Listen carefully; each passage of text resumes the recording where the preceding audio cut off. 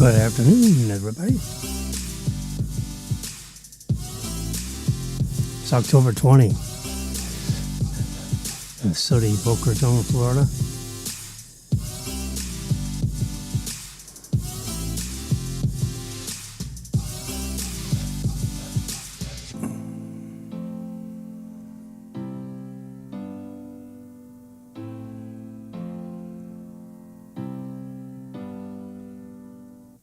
Here I am. I'm just giving you a little epidemic sound instrumental. What the heck? This is like your late afternoon sip of tea. You're sitting there with old Jimmy while we're talking about whatever comes to mind. I'm having a little bit of my warm tea with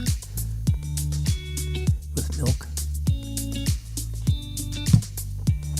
Today they call it half and half. It's 4% milk. Yeah. Back in my day, 4% milk was milk. Today it's half and half. 8% is whipping cream. Back in my day, I don't know what it was.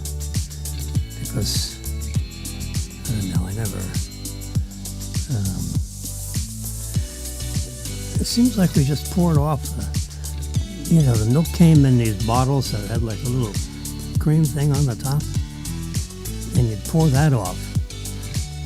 Seems like my mother used to save the top part. It was an old expression, and now that I'm old. When you cross 80, you're old, When you're younger than 80, you're not old. I've just declared that. I'm a high technology for an 80-year-old. We have I'm going to show you some pictures here on my Funkin' Wagnall, because we're going to add this iPad in here. As if it's, we have to switch cameras because I like to be just right of middle.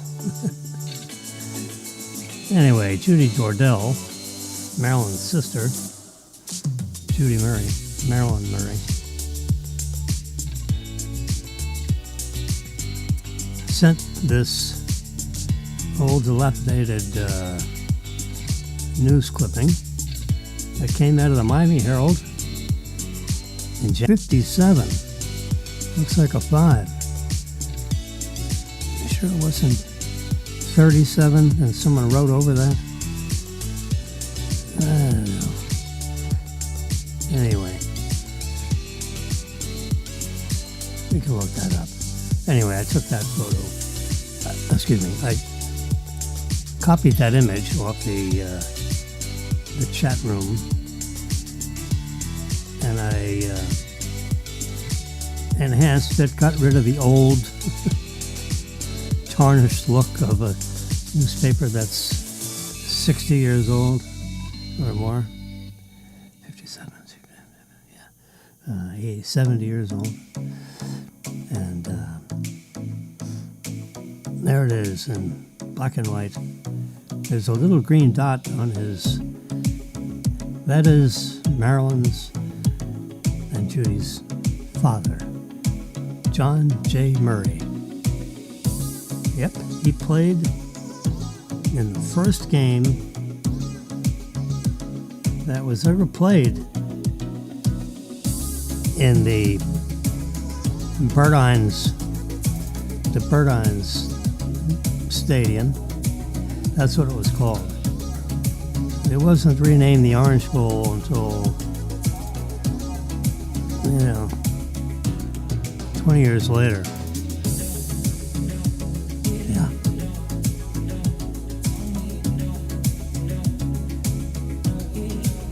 We built a new stadium in 1982, in which yours truly, Jimmy here, signed off. I was the final lender sign-off, which gosh darn it, I didn't make a copy of it. the first 5 pages of that deal. I just didn't. Anyway. And we built this stadium here, which is now, this was the Joe Robbie Stadium. Now it's the Hard Rock Stadium because they paid an exorbitant fee to have their name on it. But this was part of a $150 million construction loan. Yeah. Just looking, this is the stadium. Inside view. Yep.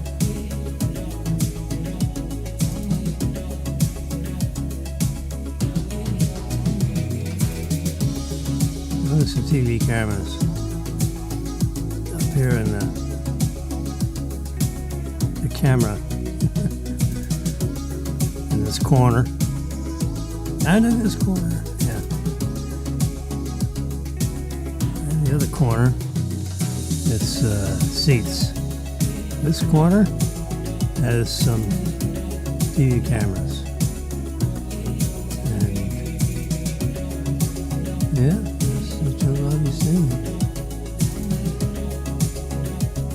It's been improved several times, but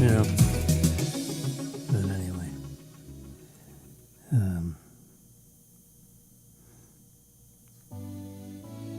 There you go. They worked first game in Orange Bowl. It wasn't the Orange Bowl, you dummies. It was the Burdines Bowl, Burdines Stadium. He kicked the first, opening kickoff in the Burdines Stadium. The first football game ever played in Burdines Stadium. He was the kickoff. The reason for the article. Anyway, that was the newspaper article. I did a little research.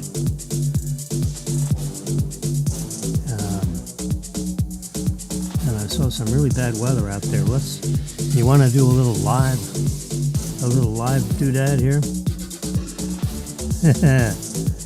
Let's see where it is now. Let's get rid of this. All right, so the blue dot here is Boca Raton. Ooh, we got some bad stuff coming in. I have a ruler. It's 4 o'clock. So from here, let's just measure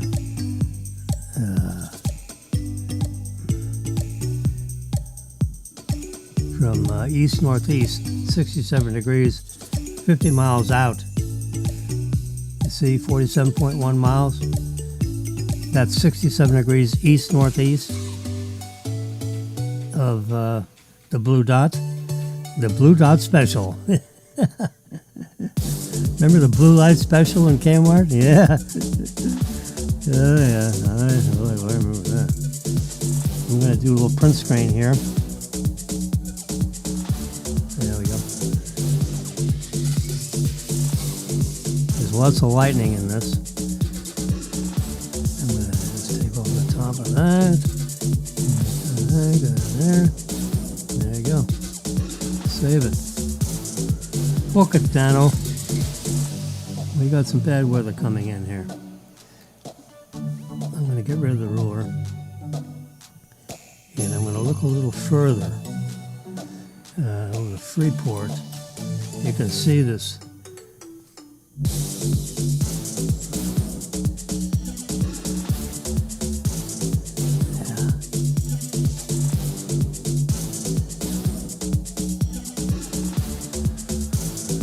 Interesting. Over the last 2 hours, I think. All right, let's do another east-northeast. 65 degrees east-northeast.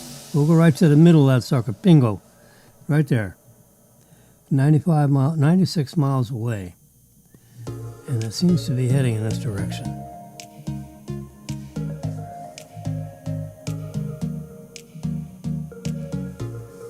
go. We'll do another one of those little print screens. But you're looking at the live stuff. It's just 6 minutes old. Yeah.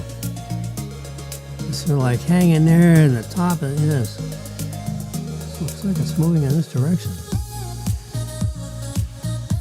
Anyway, just wanted you to see it. We're talking about the orange bowl.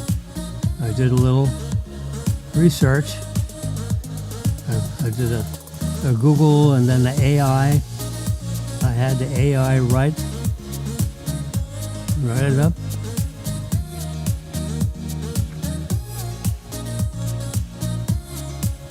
It was named after Roddy Burdine.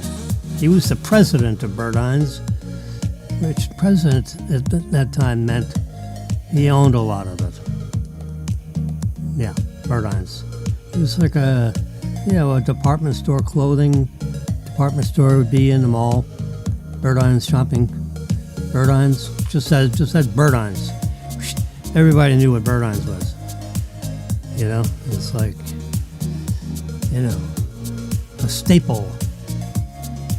Anyway, so I did a little research on the Orange Bowl because Judy sent that article and there was some mention about, it was not known as the Orange Bowl. It was known as Burdine's Stadium.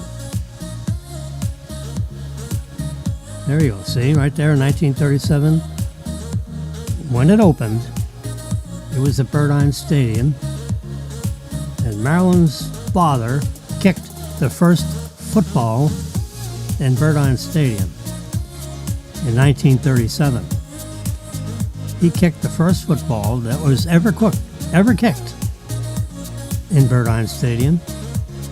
It was the opening football game ever played in the Burdine Stadium in 1937.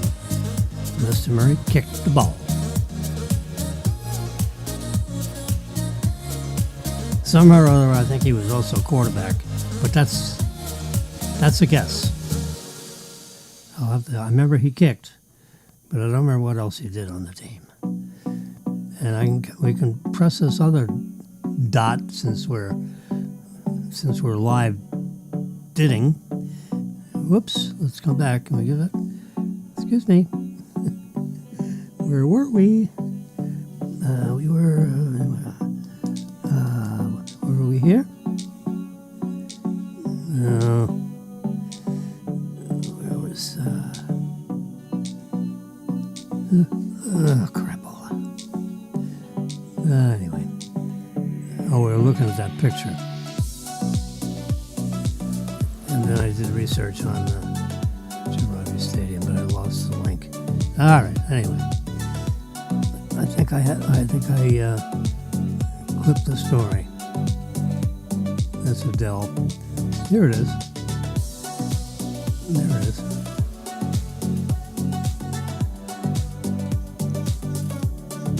Shadow. Get rid of the shadow, and then it's white on black. Bingo. The Orange Bowl, originally named Burdine Stadium in 1937. Yeah, there you go. See the first dit? Burdine Stadium opened 1937. And it should say, and John J. Murray kicked the first opening kickoff in 1937. But it doesn't say that because it's really about the Orange Bowl and the fact that Joe Robbie then came into owning. The Orange Bowl was the stadium for the University of Miami.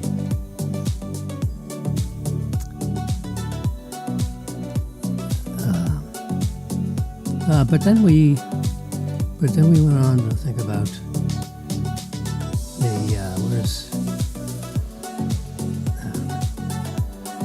favorite. Let's do favorites. There we go. Bingo. There is what was known as Joe Robbie Stadium. Because he and Danny Thomas, would you believe it? He was a comedian. Danny Thomas was a comedian. Yeah, Danny Thomas. His daughter was a famous daughter. Who shall remain unnamed. Anyway, Danny Thomas,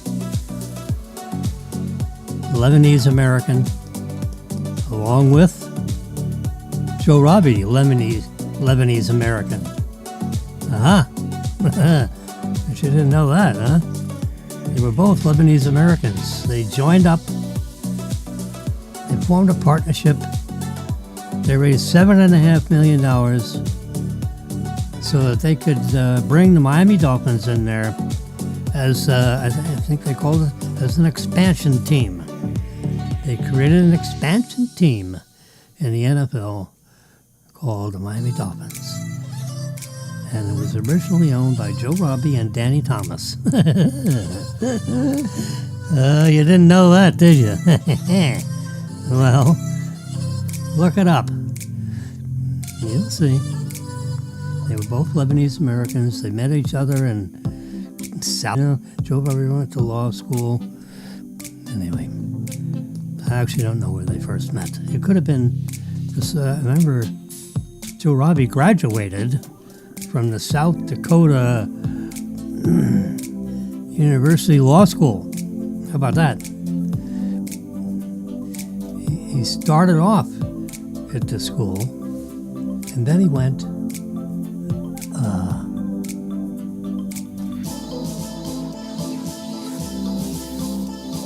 just lost Facebook. Oh, maybe we're up for 17 minutes and took a powder.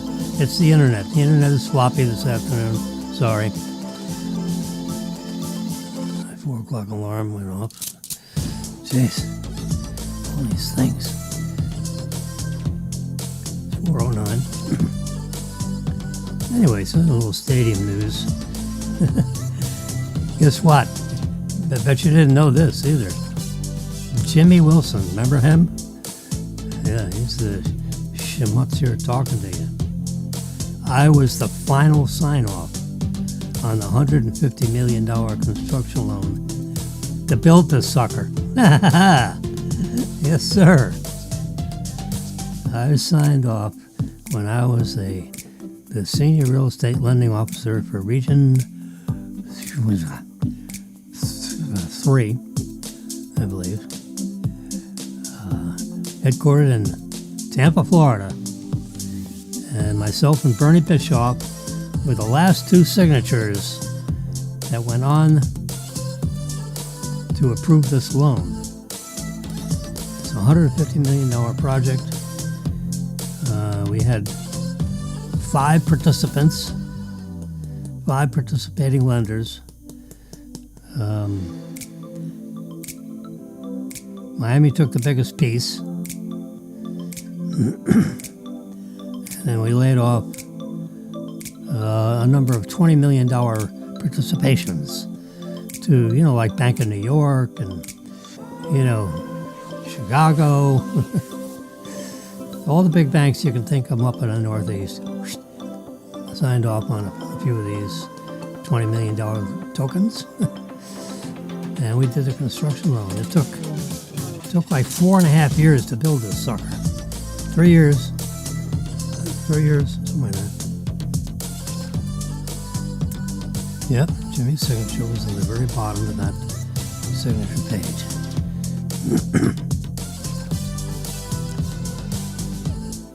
They called it I believe a CAT. Credit approval ticket. It was a full page. 8.5 by 11 page. It's like the cover page.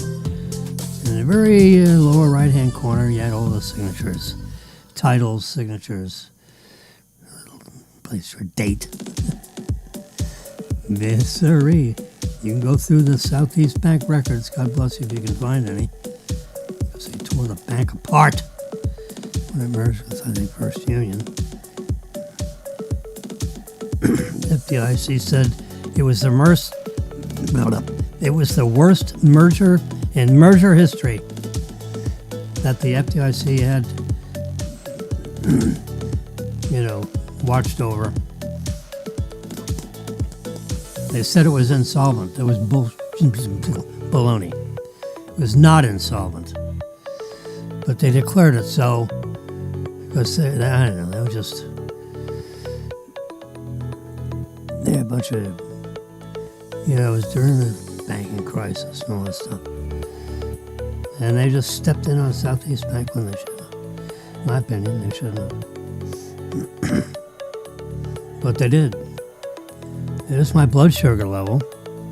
I bet you didn't care about that either, did you? I paid for what? I ain't paying for nothing. My phone is asking me to pay for something. No. The answer is no. Yeah. Whatever the question was, the answer is no. Stock market closed at, we can look at that. We can look at that live.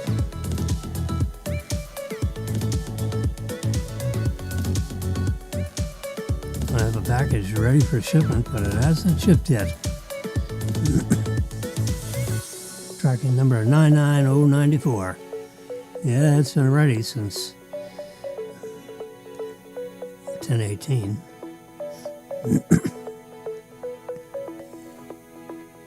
It'll come in. Ships tomorrow, overnight. Wednesday delivery. Yeah.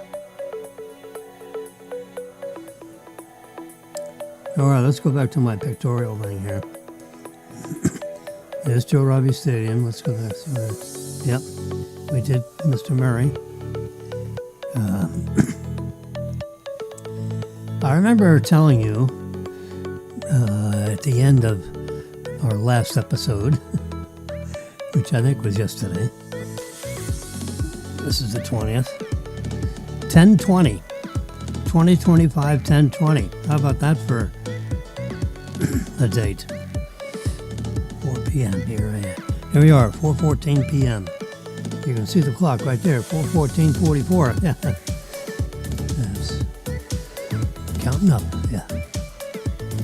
This is counting down. You can see right here. Whoops, let's tilt that back just a tad. And you can see It's 4:15. the elapsed time, expanded a little bit in size. There you go. 23 minutes and 37 seconds. Jimmy's been yapping here. You all are patiently listening. You can, if you are listening, and if you feel like arguing with me, so to speak, you can text me at 561-416-1100. Just text me a question, and I'll try to answer the question for you. It'll pop up confidentially right on my iPhone over here. Yeah, it'll pop up, and I can see the question. You don't have to. You can just sit quietly. Sit quietly, please, while I'm jibber-jabbering. Anyway, we were talking about all things Tesla. As a Tesla driver, an aficionado for 12 years. Maybe longer, but I'm just going to say 12.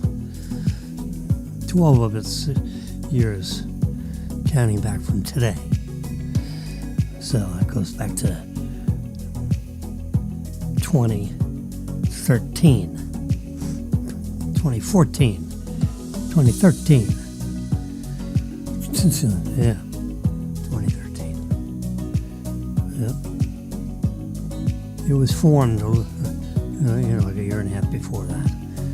Anyway, so I was listening, I should say, to a few of the movers and shakers that own Tesla stock, millions of dollars worth. Not billions, millions with an M. So they're a significant investor. What the heck? 2 million, 3 million, whatever. That's no joke. And they were talking about,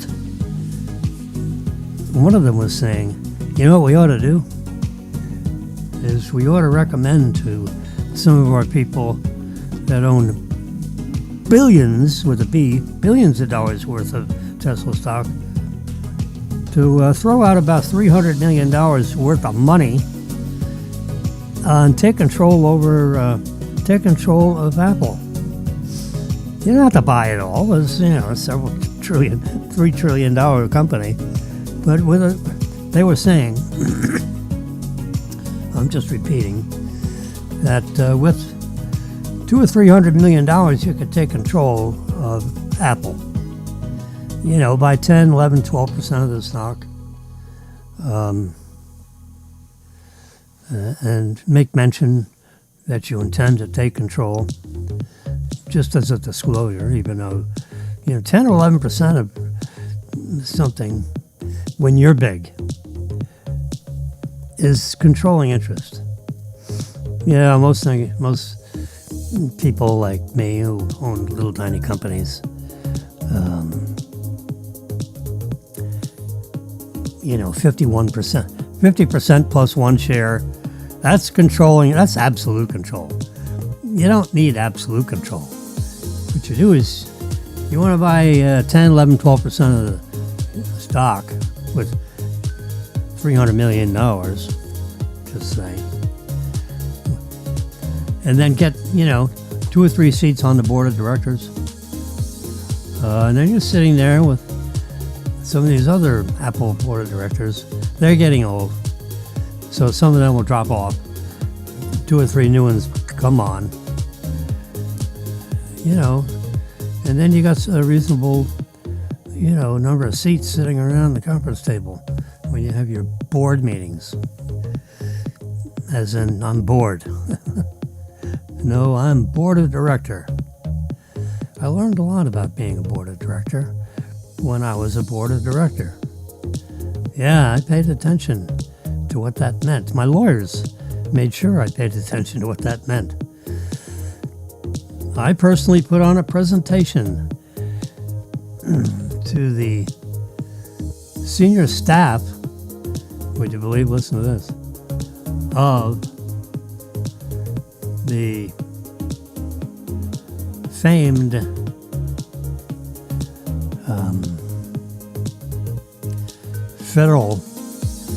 Federal Reserve in Washington, D.C. The Federal Reserve. Can you imagine? Jimmy put on a presentation to the senior staff who had to make a present to the Board of Governors. Yeah, because I architectured, literally, myself becoming, not myself, but our Southern Security Bank Corp being a publicly filing company because we did a reverse merger into a clean shell. And you know why it had to go before the Board of Governors in Washington, D.C.? Because no one has ever done that before. Nobody. So we became you can look it up, we became an item in the Federal Registry of the Federal Reserve Bank, of the Federal Reserve, Washington, D.C., because they had to approve it.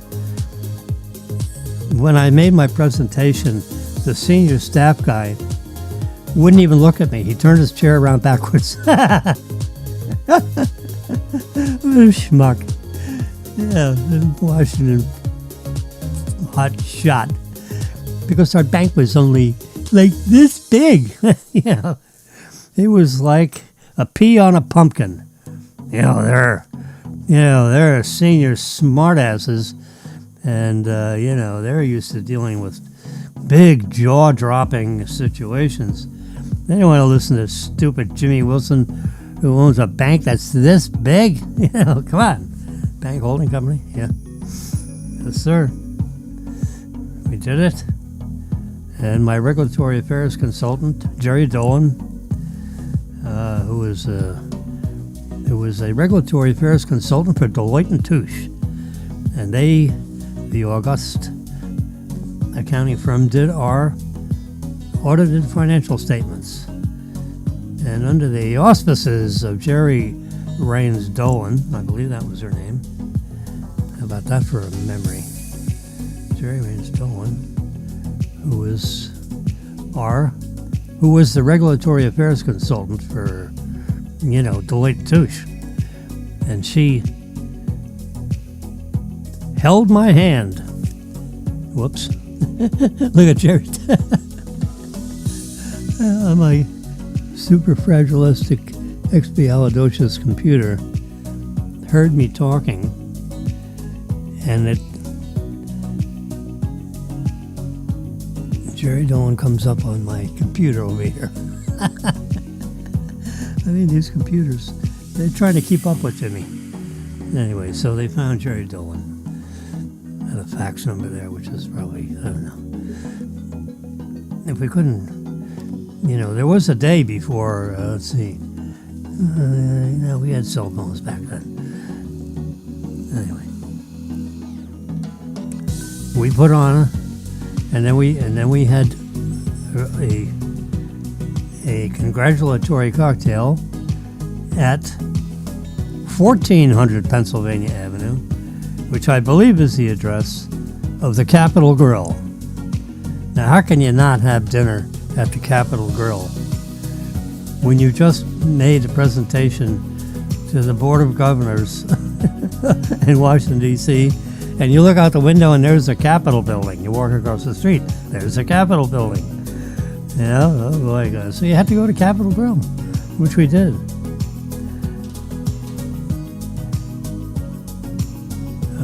What did I say? Surrey, what's the address of the Capitol Grill in Washington, D.C.?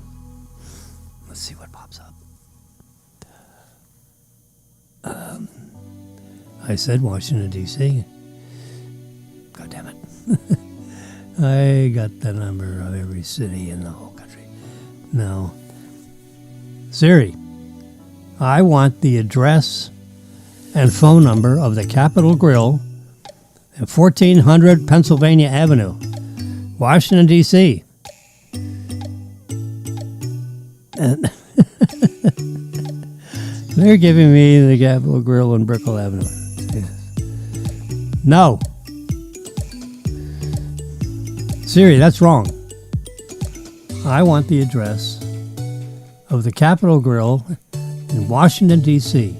I believe it's 1400 Pennsylvania Avenue. Would you verify that for me? Search the web, of course. I had to push a button. Gosh. Okay. Verify for me. All right, anyway. Forget it. Got lost. Lost in the shuffle. Anyway. I believe the address is 1400. The White House is 1600. You remember? Well, if you go across the street and walk down 2 blocks, you stumble onto the Capitol Grill, which we stumbled on purpose at about 4:30 in the afternoon as the Board of Governors staff ushered us out of the building. It's a big building. You look up, I mean, it's like you got 30-foot ceilings. Woo! Hello, hello, hello, hello.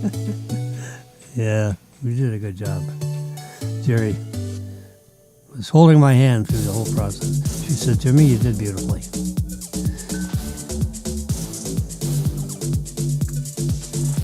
As we were riding the elevator up to the whatever floor we had to meet these people on in this huge building, Jerry leans over to my partner Phil Maher and says, Phil, by the way, Jimmy's going to do all the talking. He will make the presentation. Phil said, fine, absolutely fine. He didn't want to do it. I was always going to do it. It was like understood, but I didn't tell my partner Phil Maher, who was the nicest man on the planet. I didn't want to say anything about who was presenting. We just, I wrote everything and I shared it with Jerry Dolan. She edited it. They got it back to me. And And we sent it to our lawyers, and they looked at it, and they made it. Anyway, so I finally ended up with a presentation, which I call a speech. Without a teleprompter, I just had to memorize everything, which I was pretty good at doing. So I memorized my presentation, and I looked square at the back of this guy's head. I swear to God, he turned around backwards to me. He just was so pissed that he had to listen to me. He could hear it bounce off the wall of the conference room. Big ass conference room. There were like 20 people sitting around the conference table. And there were only 3 of us. Yeah, there was 17 of them to 3 of us. They always try to intimidate you. Well, I don't intimidate very easily. And I was in, I was in the Federal Reserve of Washington, D.C. The Federal Reserve Bank, Washington, D.C. That was the head. That was the highest level officials. The Board of Governors is the highest official within the Federal Reserve System. And I made a presentation. And why did I have to do that? One more time. Because I wanted to be a publicly filed 10S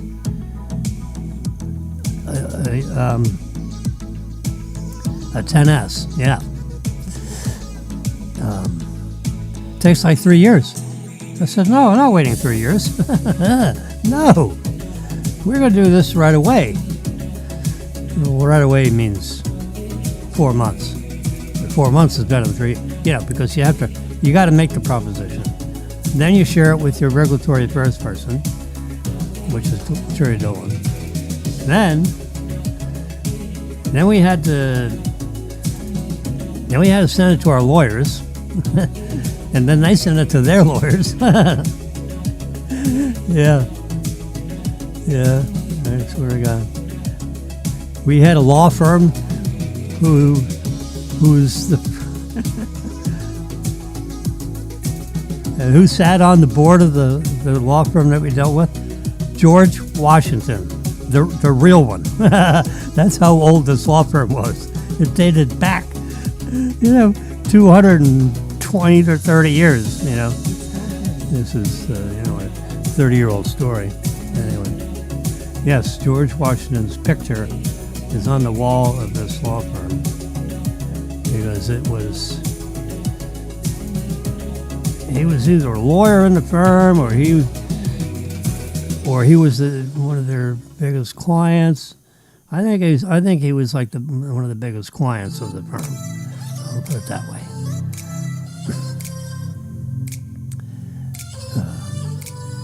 But you can Google it.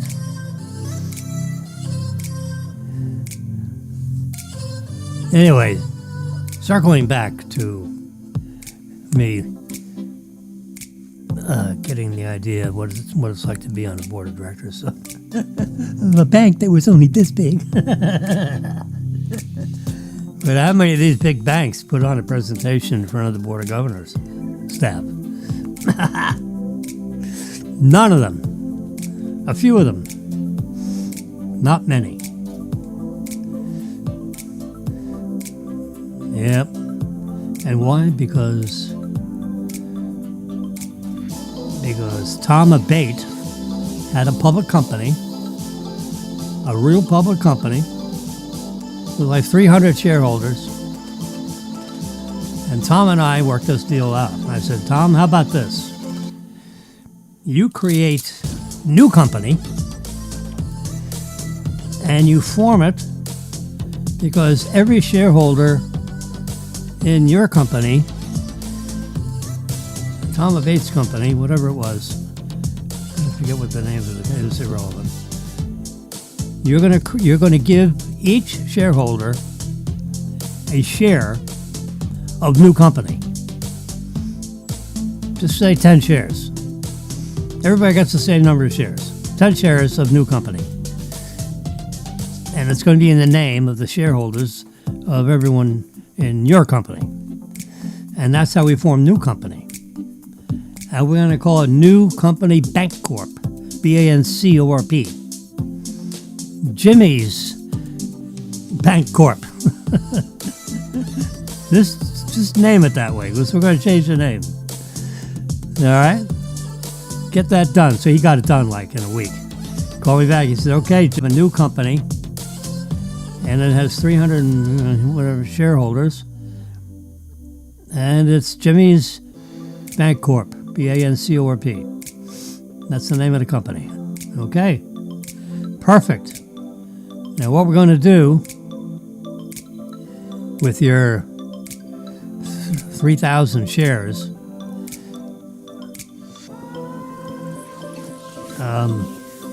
is we're going to merge your new company, Jimmy's Bank Corp, into Southern Security Bank Corp.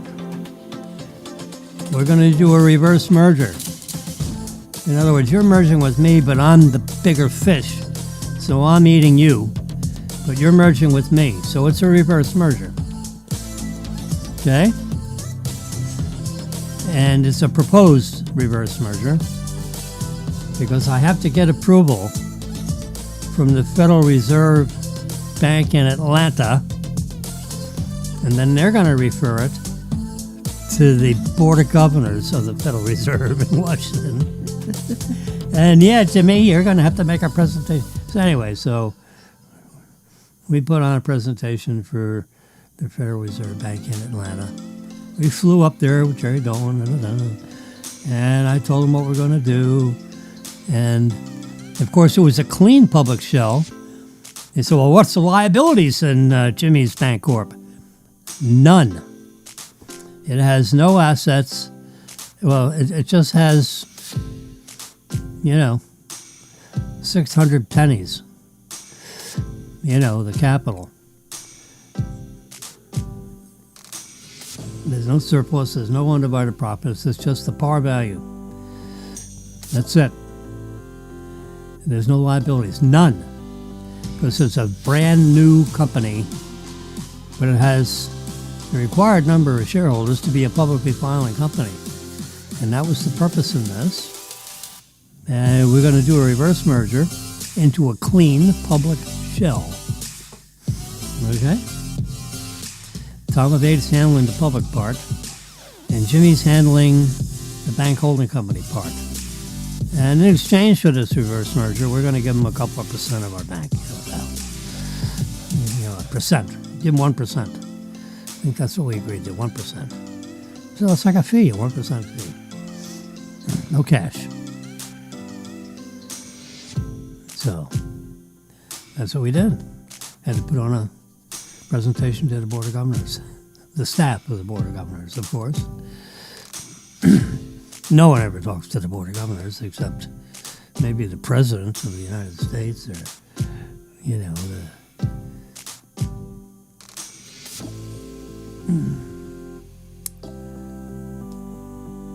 the Fed Reserve Bank President, who Trump wants to fire right now. Anyway, going back to Board of Directors. God, it took a long time to get there, didn't it? Sorry. It took 44 minutes to get the backstory. So the Tesla shareholders was, several $1 million worth of Tesla shareholders, like 3 of them, said, what we ought to do? We ought to raise $300 million in cash, with all our billionaire people that are shareholders of Tesla, take control over Apple. One of these guys, shareholders, said, why the hell do you want to do that? For the data. They say, what? The data? Yes. Apple has 2 billion, with a B, like boy, billion. 2 billion users of iOS devices. iPads, iPhones, shoulder pads, MacBooks, Apple Watches, you name it. They know everything about their customers. They know more about their customers than most of the customers know about themselves. We get that data, we can merge that in with our Tesla stuff, and that way the car will know all about its driver.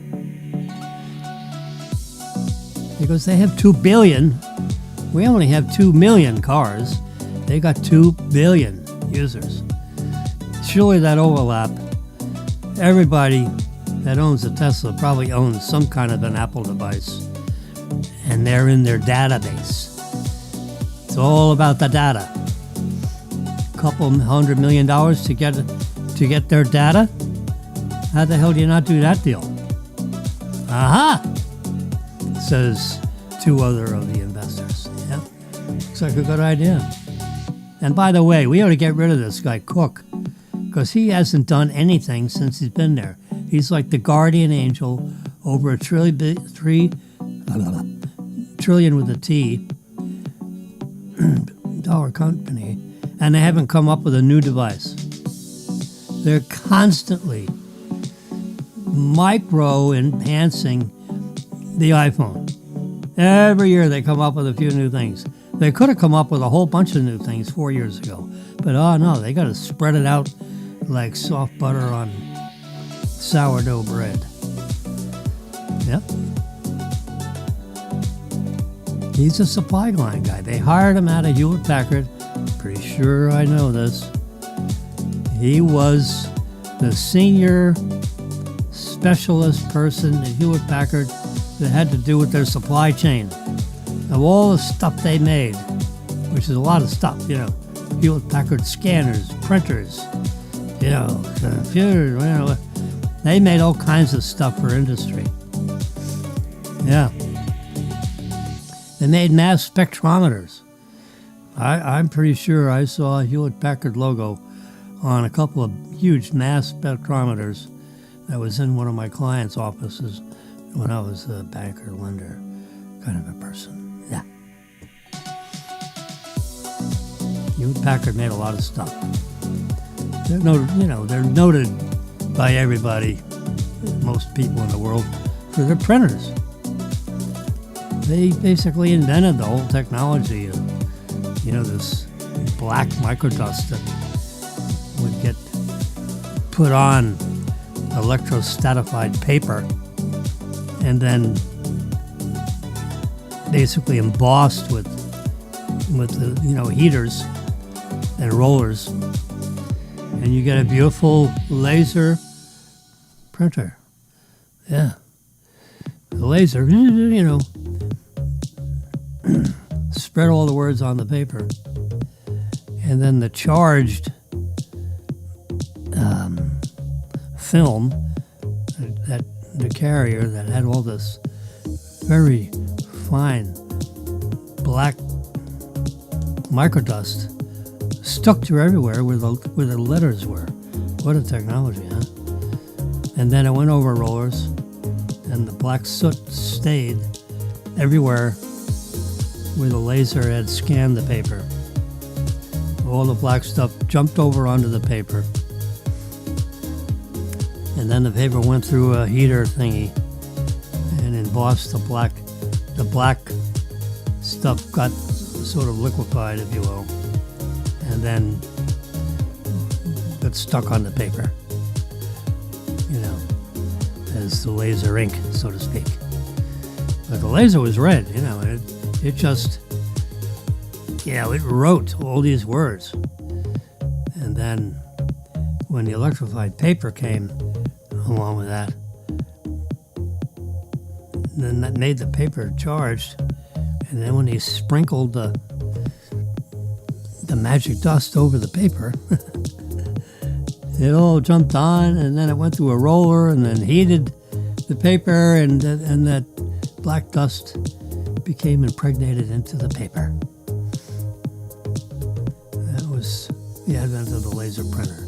Anyway, he was in charge of the supply chain that manufactured all these different things in all these different factories.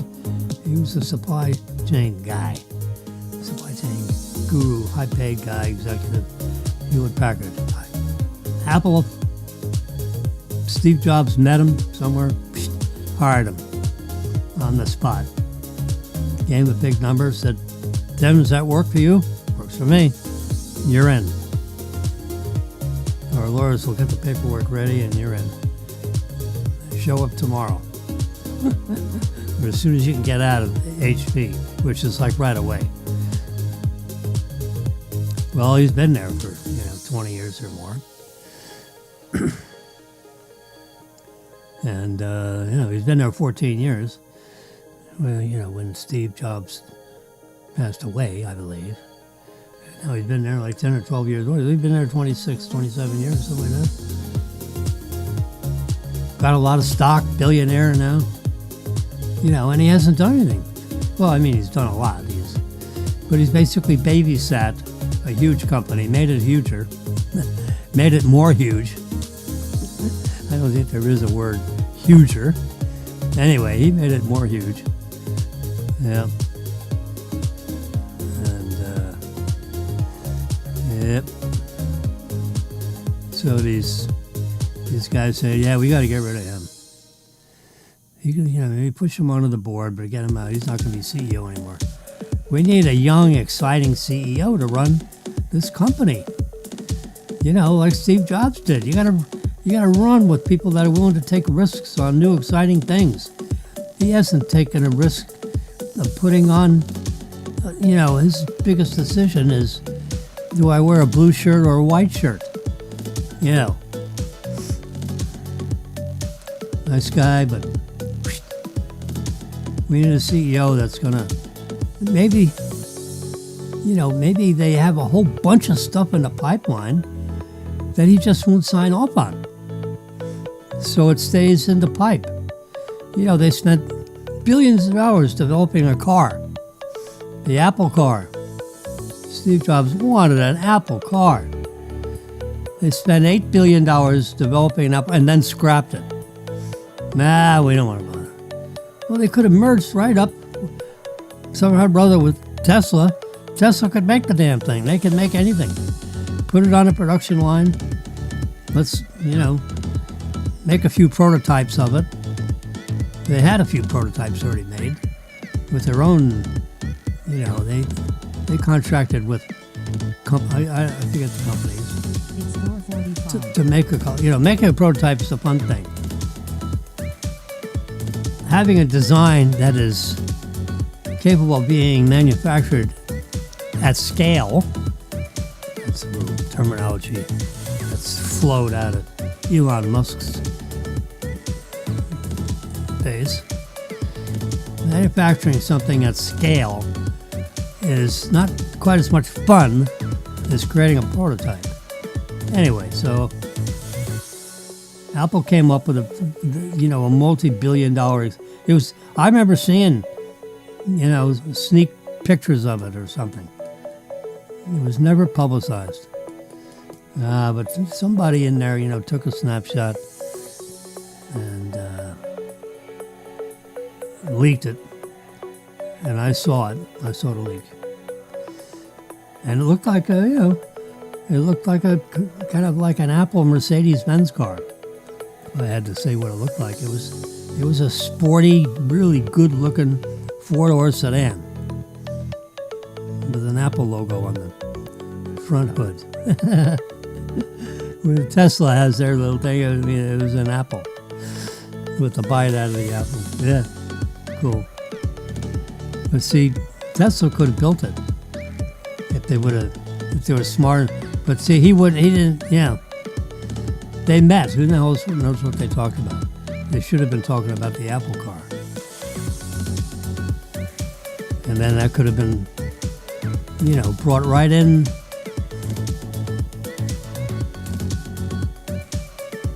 In the Tesla company. And Tesla's Apple car. Whatever. Yeah. And have an apple on the hood. And on the back bumper or something. Anyway, they didn't do it. But all that design is in Apple. It's in their computers, in their vaults. All the paper has been scanned. It's in there. It's digitized for sure. The prototype vehicle is probably in a warehouse somewhere. They got a lock and key. It's somewhere. Hermetically sealed container, so it doesn't look bad after you look at it 10 years later, 20 years later. It's somewhere. You rest assured. You buy Apple, you can get your hands on it. Take a look. Maybe it's, nothing to look at.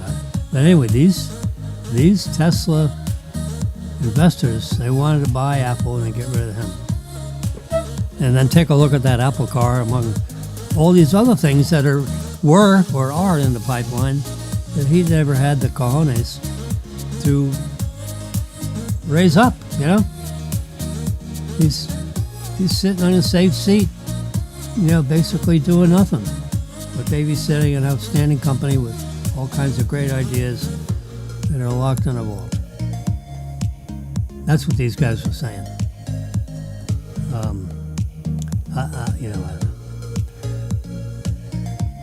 I'd ride along with that if it was up to me. But I'd take a look. I wouldn't get rid of Tim, but I'd put him on the board. We'd get him out of the CEO slot so we can put some wild, smart-ass guy into the CEO and start developing some neat stuff. I have an Apple Watch here. I love it. I got a little tiny wrist, but I can wear this black one. And, they have titanium, they have black. This is black titanium. I don't know how it's impregnated, but it doesn't peel or chip off.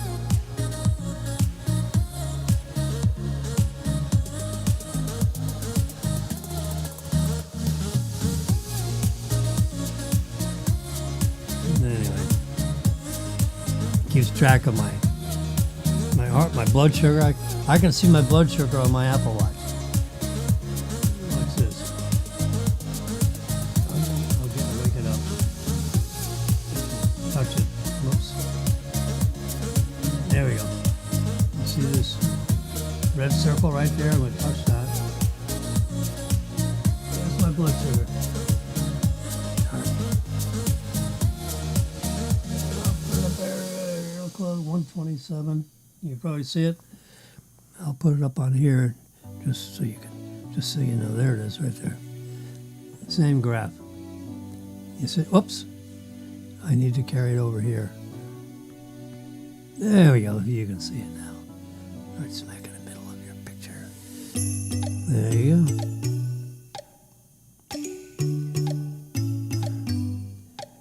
$127. It's got to be somewhere between 80 and 180. That's that's how your blood sugar goes up and down.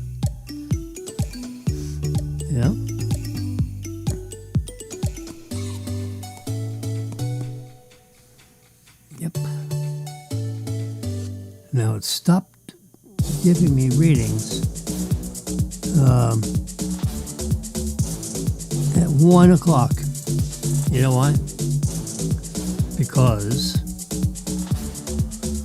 my continuous glucose monitoring device, which I stick on my arm, is worn out. After 2 weeks, it goes nighty-night. So it's like a penny that you stick on your arm, and it has so sticky on the one side and no sticky on the other. And it has a little tiny battery built into it. And it has electronics that sends a signal to my iPhone. Yeah. Apple stock went up 3.94% today. Anyway, iPhone. We're looking at, yes, the Freestyle Libre. Yep, sensor. You can read that. Sensor ended. Okay. Scan new sensor. Yep, that's where we are. You can't see that, but that's what it says. So I have to put another sensor on my arm.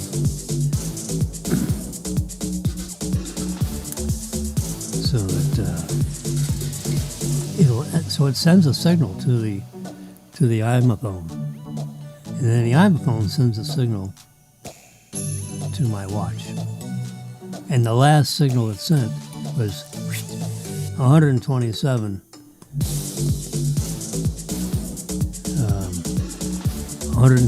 watt, you say?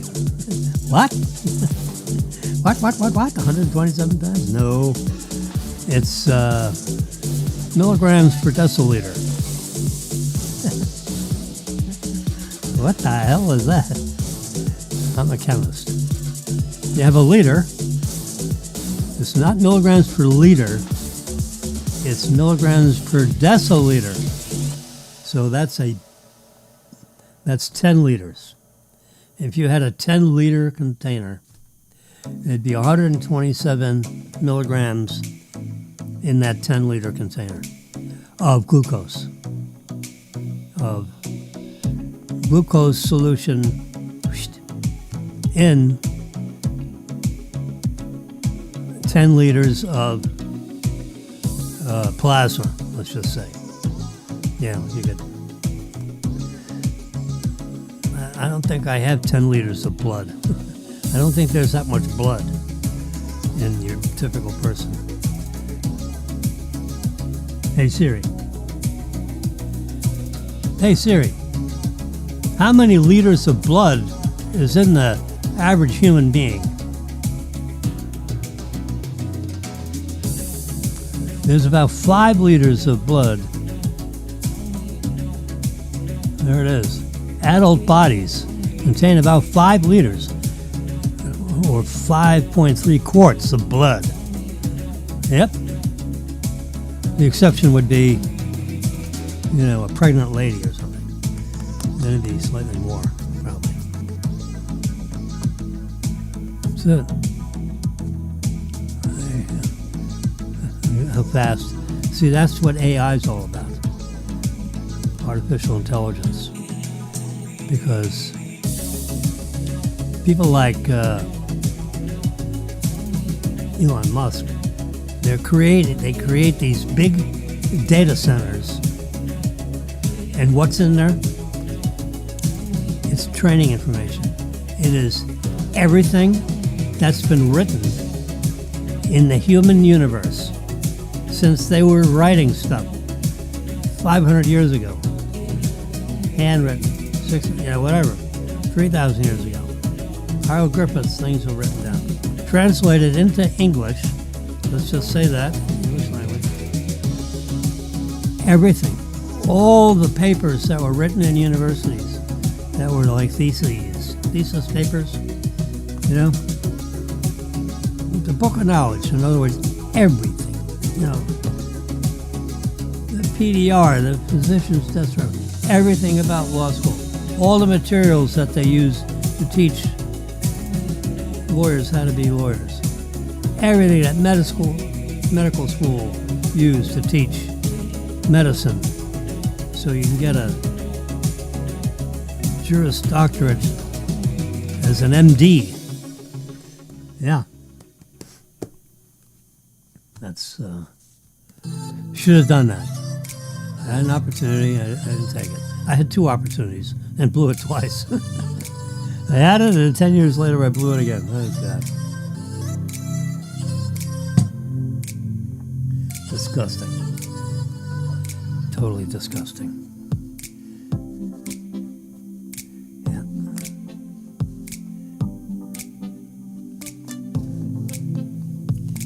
Anyway, I didn't do it. What the hell? If I didn't do it, I would have never met Marilyn. If I did do it, wouldn't have met Marilyn. I'd rather have Marilyn. I've had 45 years of the pleasure of Marilyn's life, added to my 30 years of my own life, make a total of 80. Yep. What an angel.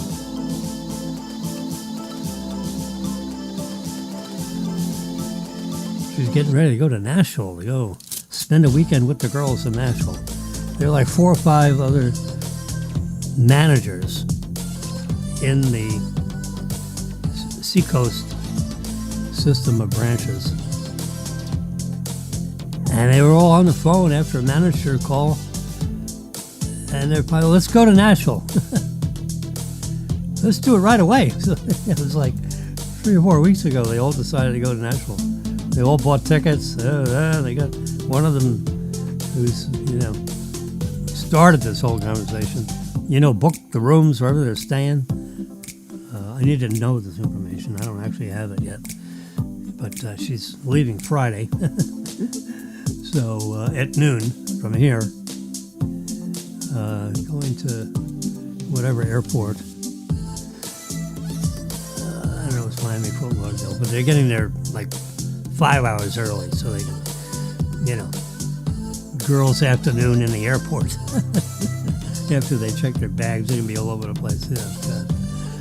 Yeah. They need another suitcase just to carry all the crap that they'll be acquiring on the trip. Anyway, so that's what's going on there. Look at that. So this is my little reading. I need to put a new thingy in my arm. So I could put it down here. I'm going to try to put it down here on my stomach. See what happens. I think I did that one time before. And it worked okay. I think I rubbed it off somehow. I scratched it. The back of your arm is too far away. They want it on the back of either arm. It's on the back of this and then put it on the back of this. Every 2 weeks you keep switching arms. I think I'll switch to my stomach. There's plenty of blood in my stomach. Right in the middle of the stomach, right on the side, right in the bottom rib there. There's plenty of room for that device. It's 5 o'clock. Oh, 5 o'clock. Right, 5 o'clock alarm. And I've been yakking in here for how long now? 1 hour and 8 minutes. That's good. So I'll be on the air tomorrow morning. Hopefully, at 9 o'clock. Marilyn says you got to have a steady time. All right, I'll try 9 o'clock. See if I can do it. I always get busy doing those things. I got lots of stuff I haven't talked about yet, but I'm going to stop because I need to change my CGM, my continuous glucose monitoring device. Yeah, need to change that up. And oh boy, I want to see that one. All right, so I hope you have a great evening. It's 5 o'clock. Turn on your Fox channel, listen to The 5. It's a pretty interesting show. If you haven't seen it, give it a shot.